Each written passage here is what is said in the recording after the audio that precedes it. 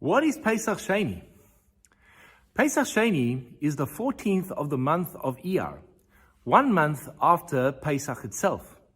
The story of Pesach Sheni is fascinating. On the second year of the journey of the Jewish people out of the land of Egypt, it came time to celebrate Passover. The Jewish people celebrated Passover, and as they were preparing, a group of the individuals came to Moses and said, Moshe Rabbeinu, we've got a problem. The rule is that only someone that is tahor, who is pure, can offer the paschal sacrifices. We are impure.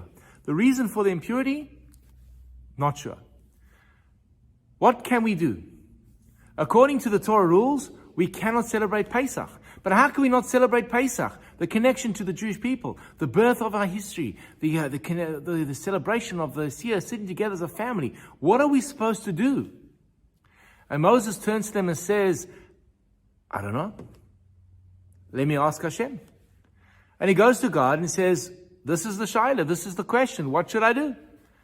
And God instructs him that those who are impure or can't get to Jerusalem in time, they have another opportunity on Pesach Sheni, 30 days later, on the 14th day of the month of Iyar, to bring the paschal lamb, to eat the matzah, to have the maror, and to celebrate the exodus from Egypt and the birth of the Jewish people. It was an opportunity that is granted for only one mitzvah and one time, and that is for the festival and celebration of Pesach. The question, of course, is why? How did they get away with this particular ruling? It says a lot about the importance of being there at the beginning. Pesach is the start of the Jewish Torah year. It is the birth of the Jewish people. It is a chance to connect ourselves with our heritage and to our people. And if a person doesn't have that opportunity, they're missing something critical in who they are.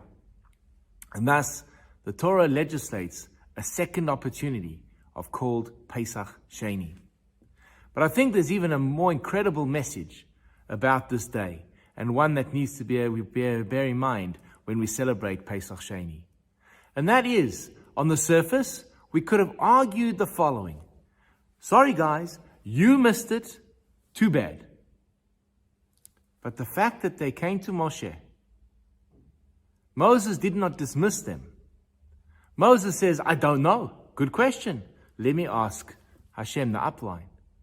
And the answer that they got was so surprising that yes, there was an opportunity for them to do the Pesach celebration. And we learn from this a very important lesson, or multiple lessons, let me say. Number one, if you have a question, ask. Don't assume. Number two, when you ask the question, don't assume that the answer is going to be no. Sometimes the answer might actually be yes. And this is a powerful lesson when we go into celebrating Pesach Sheni. So what should we do? Well, very simply, there's no supplication prayers, no tachanun. That's an easier one. And we try have a piece of matzah.